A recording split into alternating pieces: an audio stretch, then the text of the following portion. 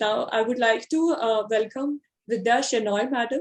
She will be presenting her views on the topic Beyond Disease, I Do Care. Vidya Shenoy, madam, is an integrative therapist and dementia care specialist, Secretary General, Alzheimer's and Related Disorders Society of India, Honorary Secretary, ARDSI, Mumbai Chapter, member of Maharashtra State Mental Health Authority, founder of Smriti Vishwam, Universe of Memory, and ISO certified Dementia Daycare Center in Mumbai. She has published a children's storybook, Remember Those Who Cannot Remember. Of course, there is a lot of her other accomplishments also, which we would like to mention. But I'm sure we all are eager to hear her. Over to you, dear madam.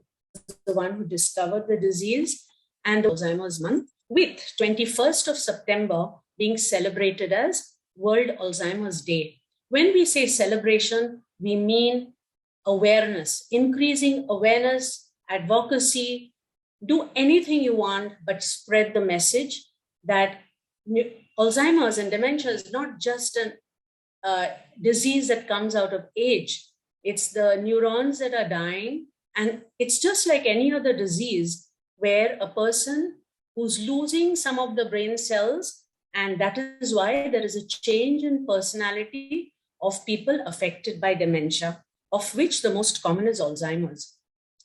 Here we see aging brings about physical and mental problems, common of which are, of course, we've heard of diabetes, hypertension, knee problems, arthritis, and the works. And on the mental side, we know that there are a lot of sociological problems also, apart from psychological and sometimes deep depression and isolation, which they go through. The physical and mental aspects have been handled by Dr. Arman and Dr. Avinash extremely well. So we will go to the other aspect. How often have we heard, I don't care?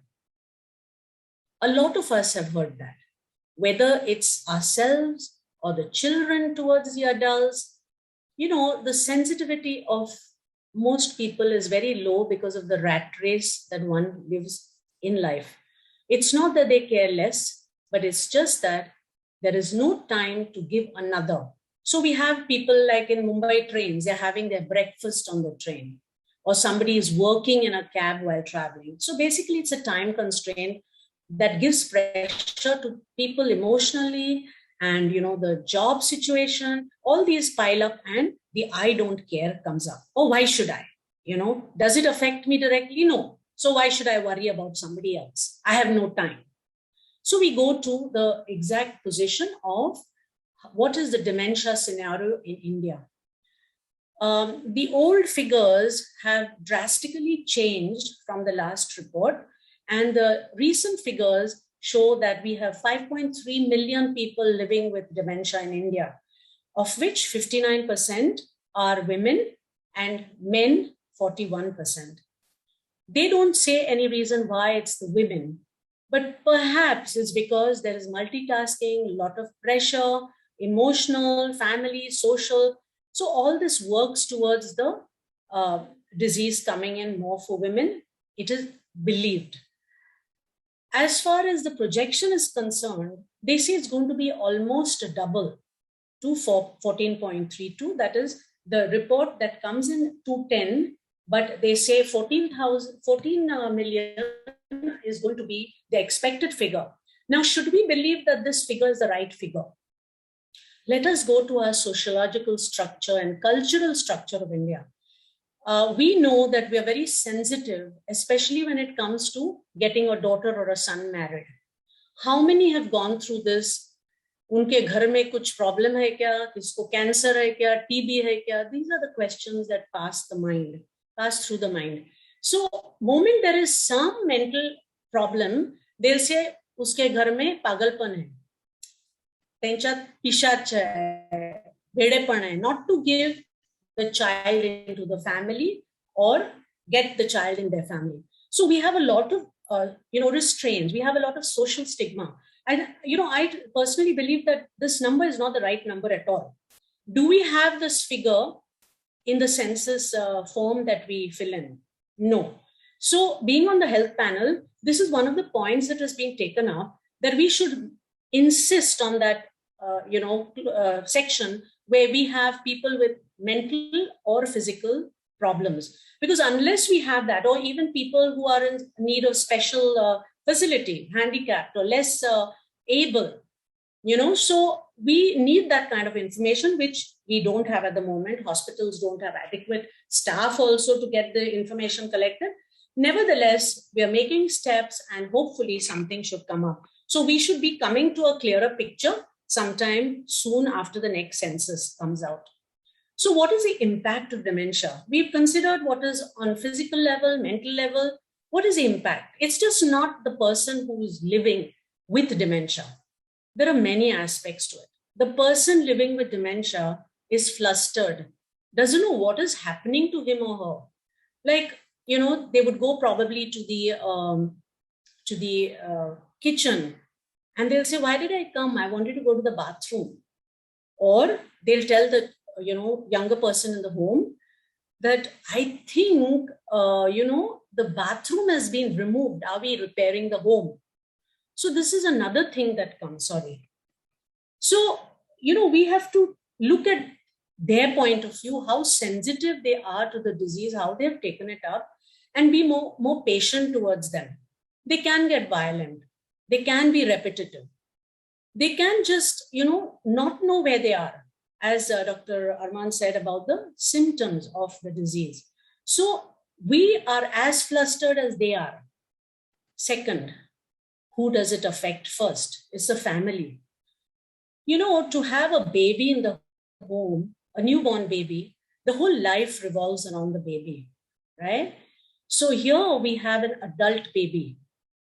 Unfortunately, this adult baby doesn't know what is happening, even though they have gone through the process of, rational thinking, professional behavior in whether they're teaching or they're, practicing profession.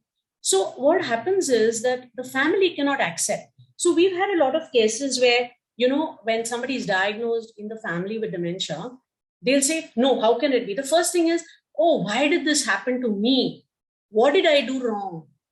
Was I a sinner? Am I being punished? So these are the thought processes that go in the mind. But at the end of it, they cannot accept that the family member who was very, very active mentally is down and diagnosed with dementia. So it is equally difficult for the family member to handle the news, the bad news for them. So what do? They have to go to various support groups, ask people. Now here again, stigma comes in. How many people would go and tell others that, my so-and-so has got this disease diagnosed? So there comes a stigma and they stop. So when they do that, they don't get help from anyone to arrest or delay the progress of the disease. So it is for us to create that awareness that just as the heart has a problem, the liver can have a problem. Likewise, brain is another organ that is giving the disease of Alzheimer's or any other part of dementia. Now, it's more important to know that dementia cannot be seen until it's a bit much later, that there's a personality change. So when an active person, somebody who's been very, very extroverted has suddenly become quiet, or somebody who's full of life has become quiet, that's the time one has to really get up and say, okay, let's rush to a neurologist or take medical advice. So I think it's very important that you accept that the person has been diagnosed. If you can't accept, take a second opinion, go to another person. And when the second professional says, no, it's dementia, the next thing you do is start with intervention, start with clinical, treatment, wherever is necessary. And most importantly, go for non-pharmac treatment, because that is the one that does not have a side effect. At the same time, it kinds of buffers up the pharmac medicine that could have any side effect for whatever, because we must remember that the elderly population is also living with comorbidities that could aggravate the disease of Alzheimer's. Then we come to the carer. what is the pressure a carer has. See, there are two types of carers. One is a family carer, the other is a professional carer. What does a family carer go through? More often than not, it's a spouse or a single person, somebody who's not married, or a new daughter-in-law who is a carer in the family. So by and large, when the daughter-in-law or the mother or the wife or whoever is looking after the family member living with dementia, the carer is taken for granted. The family carer, feels that it's a duty, it's a guilt that, okay, suppose if somebody is not working, they'll say, oh, I'm not earning money, so this is my duty. But what happens to the other members? They might have pressure of work, so they take out the steam on the family carer who's taken for granted, who's had a very tough day. But yet, that is the punch bag they use. Society, how does it affect society? The first thing is, if we do not help people around us, whether neighbors or the community, people in the community, I think we are aggravating the situation. Unless we join hands to encourage or speak out, let's talk dementia. Only then will the impact of our services, whether as carers or professionals, is going to realize and happen for the better. All this accumulates, and eventually the society leads to the community, the state, the country. The center has a problem. We don't have enough facilities at the moment. Right now, according to World Health Organization, the numbers are horrendous. We understand that by between 2000 and 2050, the elder population was as high as possible, and they say that the numbers are going to double by that time. 1 in 6 will be living with dementia, and 70 to 80% will be in lower or middle income countries. So can you imagine the onus that we are going to face? There's a dragon waiting around the corner, and we have to tame the dragon. How do we do it? We have to start with ourselves, go towards community work, and then only the state government or the municipality will help, and they will make studies or reports going to the center. Here I must say, Alzheimer's and Related Disorders Society of India has 22 chapters, and there are still many support groups. We have active centers all over India. And secondly, that we have submitted a national strategy in 2018 last year, 2 years ago, but unfortunately COVID has put it on the back burner. The Maharashtra state government, being on the health panel, mental health panel, they're very, very active. They take suggestions very seriously, and we are doing something. And it's a great experience knowing that, the state government is actually listening or hearing us. So that's where the impact goes. It's all over. So today we are going to talk about beyond disease. I do care. We've had people saying, I don't care. And I think it's time we tell ourselves to begin with and spread the message. I do care. So let's know dementia and Alzheimer's. I love this saying by James Houston. He says to be a person is to be intrinsically relational. People with Alzheimer's and other causes of dementia are persons, and they will always be persons, no matter how far the disease has advanced, because personhood is imparted. It cannot be lost due to fading cognition. There are no human shells. Retained personhood means that relationships are possible regardless of the stage of disease. We have to tap deeply and let the substance of their selves meld with our own as we are fully present with them. No words have to be exchanged, only the light, the warmth, and the energy of love. I think it's very appropriate, this quotation, because Baha'is do believe in the light, the warmth, the energy, the universe. So I think it's a very appropriate quotation. When we talk of fading cognition, people say, oh, my mother-in-law doesn't respond to me. She doesn't recognize me. And I have to travel so far. And my first reaction is, but you recognize her. Make time, go to her, hold her. And, non-verbal language speaks 1,000 words. One hug, free size, no payment, fits anybody. give that hug. It will be far-reaching in positive consequences. We've had patients when we've gone to wards to spend time with them, when, they will just come and say, oh, I haven't had a hug from anybody so far. And, that is what makes your day. It makes your day to believe that, you can do something. It's something simple, but you can do it. So why not? And another thing is that we have to realize that people may not be aware. Okay, people living with dementia may not be aware. They don't have a choice. Their brain is not supporting them. But we have to know that they're emotionally alive. They're inside. It's been seen, research has shown that a lot of people in coma have heard sound, they've heard music, and they have flickered their eyes, or they have moved their fingers or toes. So, even if they look dead outside, they're not. They are jolly well live inside, and it is up to us to give our energy, our positive energy to them, so that they can come out of whatever their mood is, because they have a lot of mood swings. So we have to calm them down and get them back to where we would like them to be for all times. So this is where I like this. Herman Melville said, we cannot live only for ourselves. 1,000 fibers connect us with our fellow men. And among these fibers, as sympathetic threads, our actions run as causes, and they come back to us as effects. How true. You can see there's a heart in the middle palm of the fingers. We have to join hands. The more, the merrier. You enjoy somebody singing for you, but can you imagine an orchestra and a band playing for you? How it'll help you? It'll change the energy. It'll just make you feel better. So this can only be done when we work together towards a goal. A goal what?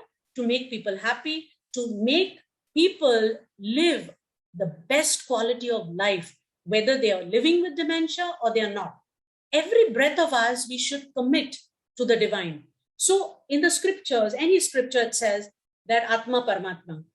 The Paramatma is in the Atma. Unless the Paramatma is in the Atma can't be in the Paramatma. So we have a choice. We have to see divinity in every soul, every moving soul that is in form, that has been given life to move, whether it is plants, whether it's animals, and most importantly, human beings. So I think if we are one with divinity, we are channelizing our resources, our wealth of energy to share with other people. So in what forms can we do I do care? As I said, the little boy is holding his teddy bear. Can you imagine the emotion he gives to that teddy bear? And it's not live. It's just a toy. And he gets that energy. He's happy. Can you imagine a hug given to a person who's living? Untold energy. Giving a help to someone who cannot climb the stairs. That is another reflection of care. Somebody who cannot balance themselves on a wheelchair, or somebody who's worked very hard. A child giving a hug to the mother saying, Mama, you've worked very hard. Why don't you rest? I'll wash the dishes. A simple statement can change the mood of Mama, and Mama gets more energy to wash the kitchen up. Okay. So just a little hug or an acknowledgement that, somebody is watching for all what you're doing. Then we have this elderly couple who's probably having a lot of problems, whether they're physical or mental, but they are partying. Why? Because there's a band playing and they want to be happy, because we are letting them to be happy. So this is what I do care. So let's be angels in others' lives. We don't have to put on a dress. We are as much a part of divinity as we are, and we are all a play. Okay, now what is the situation like this, that people need love? I mean, I don't think anybody is so rich that they can do without love. All of us need love. We need compassion, so we have to give compassion. Empathy, I think putting people in their shoes, or we being in their shoes, we will realize how difficult it is for a person living with dementia or a caregiver. We have to empathize, because dementia could happen to anyone. Alzheimer's, the etiology of which is not known, more so we have to be careful, and patience. We are patient with our children when they are young till they get sitting on our head, don't we? So we have to be patient with our elderly people. They say what is good for the heart is good for the brain. We've connected our heart to the brain. So what we think we can do. So let us feel, let us care for. The sensory message will go along the motor nerve and immediately we will extend ourselves for people. So there's another form of expression of eye care. We take our hearts in our hand and help out. We reach out to people. It could be in any form, whether young, old, baby, anybody, a friend, a classmate, a teacher, anyone. We have to be there. Now, what do we do as, as Smriti Vishwam at Smriti Vishwam Daycare? We want to extend ourselves to them, give them a quality of life which they once enjoyed. They enjoyed a normal life. They enjoyed socialization. They enjoyed meeting people. They were busy with their own things. And I think it's important that we need to give them the same as much as possible according to what they have done. They have been doing in the past. So what we do is so we have the old person who's been stitching all her life. We've got a machine for her, games, yoga, a lot of things. So here's a more fun. We had a Ganpati made of clay the year before last. Last year it was online. So we had chapati ka atta being made into a clay, and we had chapatis, no chapatis, but Ganpati of chapatis, wheat flour. Then we have Red Nose Day, lots of things. This old, one was 86, the other is 92. There's a first picture taken when she was leaving, one telling the other, please come tomorrow. You've been a great, fun help. And today at the center, we've had friendly memory cafes for people. We've done marathons. We've done half marathons. And we had a ticker going on all this street traffic junctions, saying that I'm a dementia friend. True caring and caregiving. Here we could do it with a pet, crossing the street, making them learn some technology, the iPad or using the phone. So I believe I don't stop when I'm tired. I stop when I'm done. And this cause is something which will never get done till there's a cure for me. I will do weights, I do anything but continue my commitment. Thank you so much, dear madam. Thank you for sharing this pledge. And, you have really explained so beautifully the sensitivity of the issue and what we can do and the practical solutions also that you have really presented in front of us. And also one question to Vidya madam. Madam, can you please say about your youth initiative? Yeah, thank you for asking. We have a program called Purple Citizens Brigade. Now, what do we do in that? We want to reach the community as much as possible. So we train them to give awareness talks, help out with the events that we hold, conduct, clinical tests, assessments. It's a simple test, mini mental state examination, MMSC, and, just wherever we can reach out to, whether it's a family, a society, cultural organization, social, religious, what have you, we would just go berserk. Whether it's a BPL area below the poverty line slums, or whether it's a highfalutin area. This is what the Purple Citizens Brigade volunteer does. So we would love to have. Thank you so much, Vidya madam.